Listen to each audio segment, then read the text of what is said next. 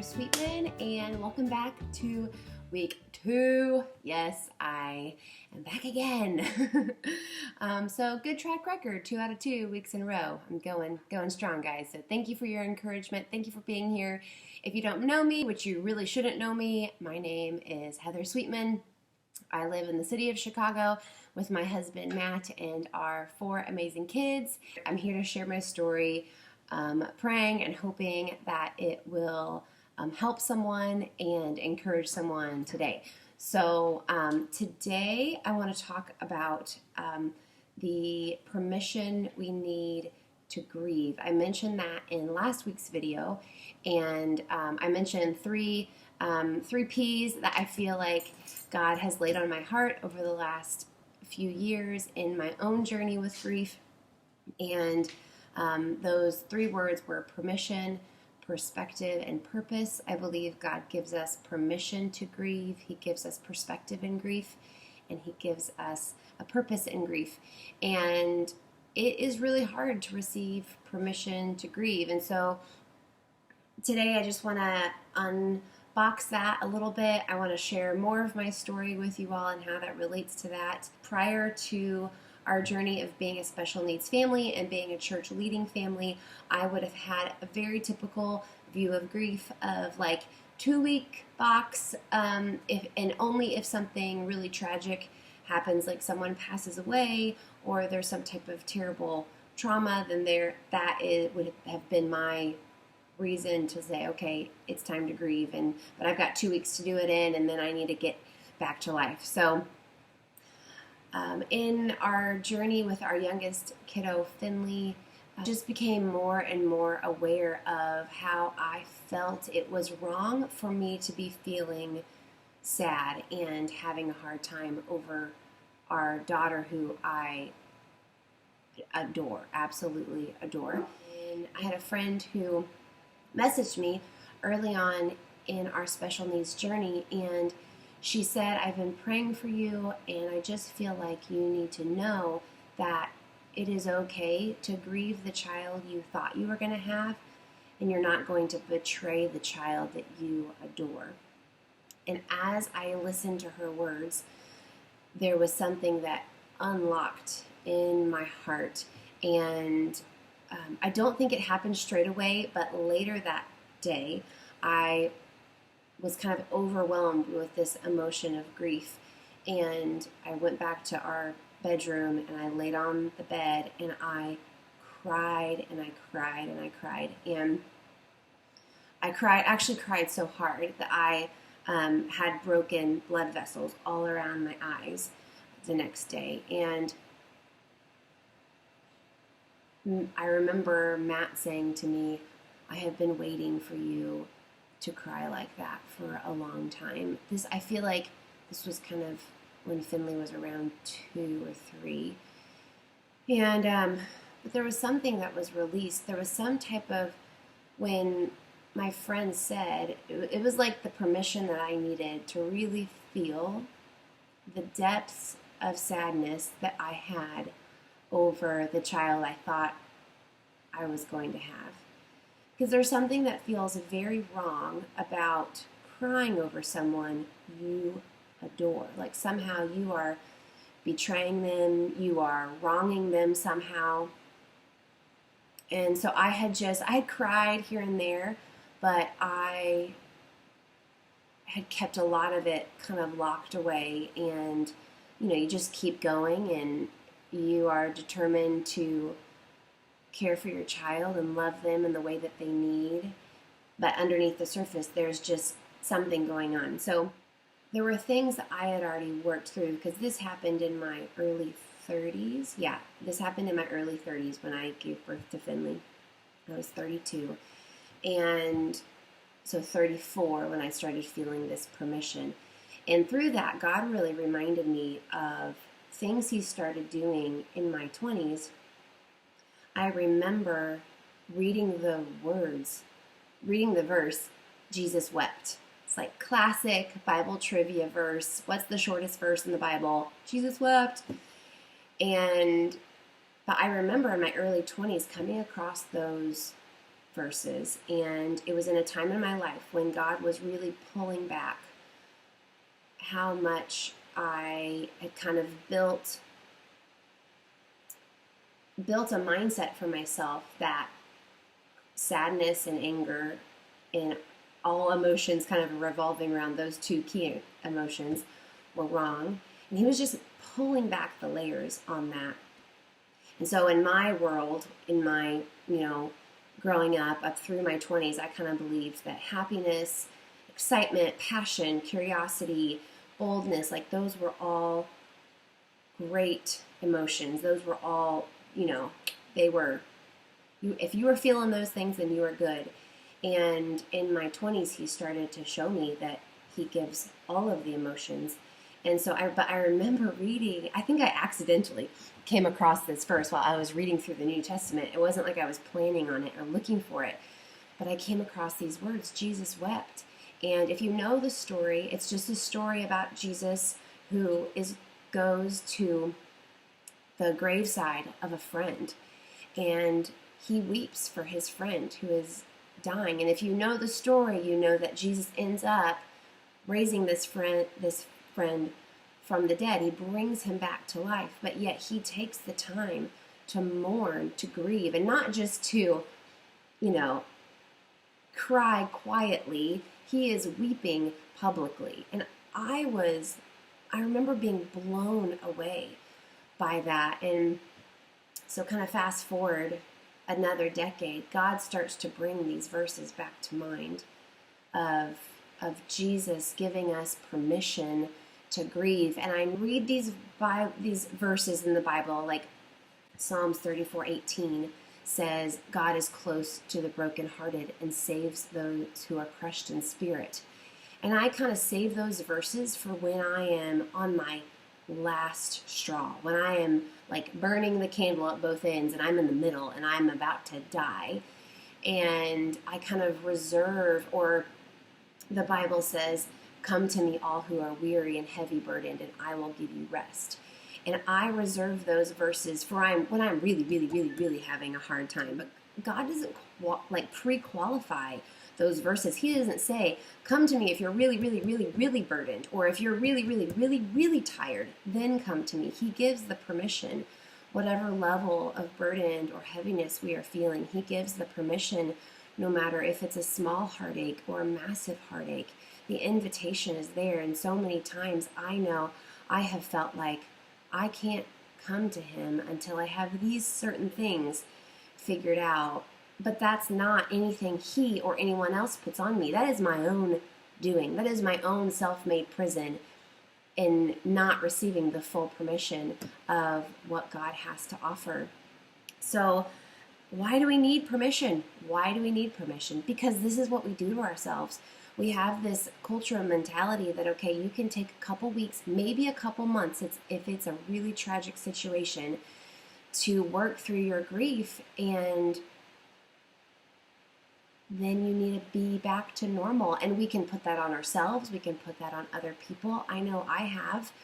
That's not what God says. He invites us in. And not only does he invite us in, but he relates. In Hebrews 4, it says, for we do not have a high priest who is unable to sympathize with our weaknesses, but one in every respect who has been tempted as we are, yet without sin. So let us then with confidence draw near to the throne of grace, that we may receive mercy and find grace to help in time of need. I don't know about you, but when I have read these verses, I have not read them with the filter of I can come at any time. I can come just as I am. I can come if I've been having a hard time for a day, or a month, or a week, a day, or a week, or a month, or a year, or 2 years, or 10 years, or 20 years. God doesn't say, oh, if you've been struggling for a week, then that is acceptable.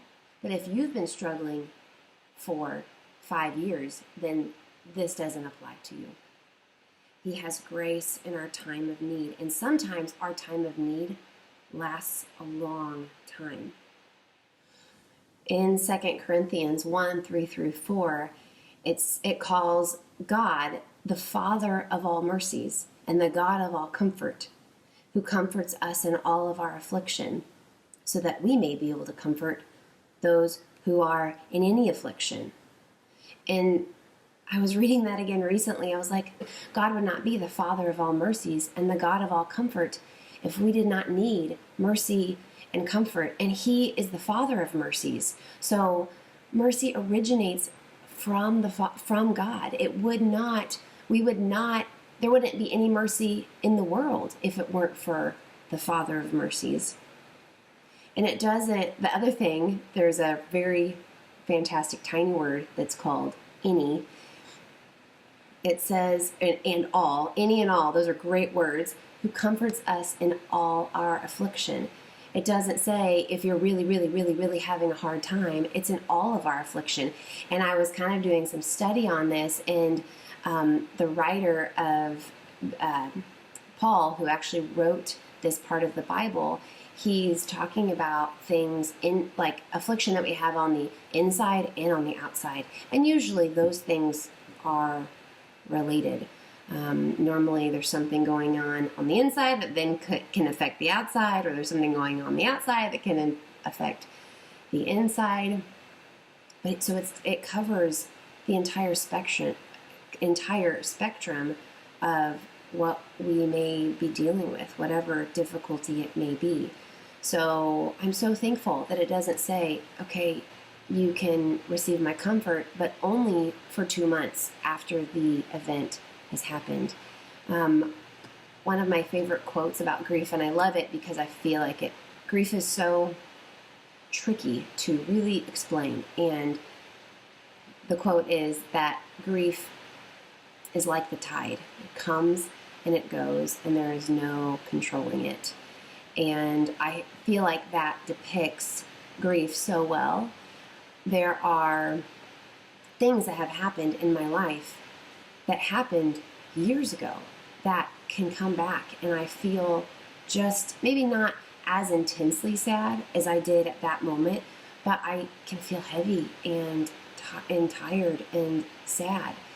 And that doesn't mean that there's anything wrong with me. It just means that was a sad thing that happened, and I'm feeling it again.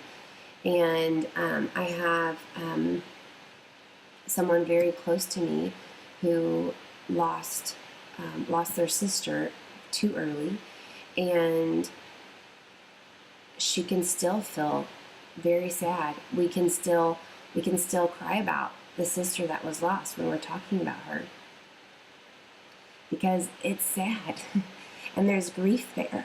And it doesn't mean that the comfort of God ends. It continues. It goes on and on. So, when we go looking for permission in the Bible to grieve, we find it. You find it everywhere. And Jesus Himself, the perfect one, He purposefully invites us to grieve.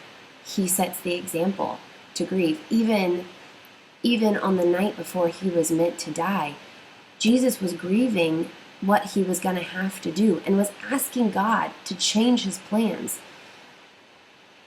And the Bible doesn't condemn Him for that. It actually it purposely put that in the Bible, that in your lightest afflictions and in your heaviest afflictions, that God, the Father of all mercies, is there to offer us permission, is there to offer us a safe space. I know as I have opened up to a few safely around me and let them in and let them speak truth to me, I have found safety in that. And none of those stories are mine, but there has been a deep heart connection over the fact that they too have gone through something difficult and have experienced the same feelings that I have. So the experience, that the event is different, the experience is very, very similar. So I hope you have someone safe like that in your life. If you don't feel you have a physical person, there is always Jesus who is here for us. I love practical advice, so maybe you don't, that's okay. I love something that I can actually physically do to apply this. There's a few things practically. If you are in a place where you're trying to work through some grief, take this or leave this, but I don't know if I would do that publicly on social media. I have a blog at heathersweetman.com. A lot of my stories there. The things that I write about are like 2 or 3 years old. A few of them are newer, but they don't feel as heavy. But I would really encourage to find a safe friend. I would encourage to find someone, maybe in your church, a counselor. I would find someone safe to kind of work through these things. You may be in a place where you don't feel like you have someone, but the good news is that all of us have the permission of Jesus to come to him. And sometimes I know there's been times in my life where I'm like, I just want a human. And I get that 100%. But it's better to be in the place where you feel like, okay, I don't have a human, but I do have Jesus, and he is obviously the best. But just get either a piece of paper and a pen, get a journal, whatever you can write on, and I would encourage you just to start a conversation with Jesus. He gives us permission to come to him. He is the Father of mercy. He is the God of all comfort. He is close to the brokenhearted. He saves the crushed in spirit. He has walked in our shoes, and he walked it so that we could have freedom in him. So I would encourage you to just kind of pay attention to what you're feeling and what you're thinking throughout the week. And, even the smallest thing, just start a conversation with God. You can talk it out loud. You can say it in your head. You can write it down, whatever it looks like. He's interested in every thought and everything we find difficult. If the dishwasher's broken, talk to him about it. If, you got a hurtful text message, talk to him about it. I pray this doesn't happen, but if there's been a tragedy in your life, or if there's a tragedy in your life soon, I talk to him about it. He has all the comfort. In last week's video, I talked about how there were books that I was reading that put words to things that I was feeling, and then I was able to kind of say to my husband and my close friends, my mom, like, this is it. This puts words to what I'm feeling. And I was able to talk through that with him, and it was like I was able to step through that emotion, if that makes sense. So I think there's something very powerful about labeling, about naming the emotion that you're feeling, being able to talk through that, because I think it kind of unsticks us. Sometimes you can feel a little stuck.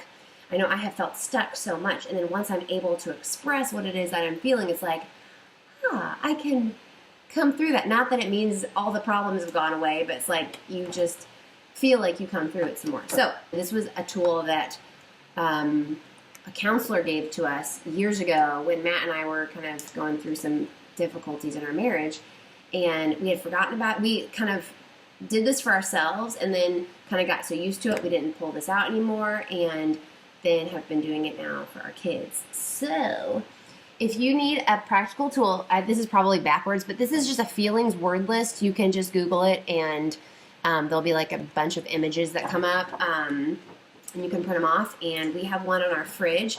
And anytime, like, we ask the question, okay, how do you feel about that? Or what are you feeling? Or are you okay? Or whatever, any kind of those kind of questions. And we don't know, we pull out our feelings word list, and there is a bunch of different options. And generally, not every time, but generally, there will be one or two words, maybe more, that we're identifying with, and that unlocks a conversation. And even if you don't have anyone to talk to about it, even if it's just you journaling to God, use this. It is such a great tool. So a feelings word list, and that's all the practical tips I'm going to give to you today.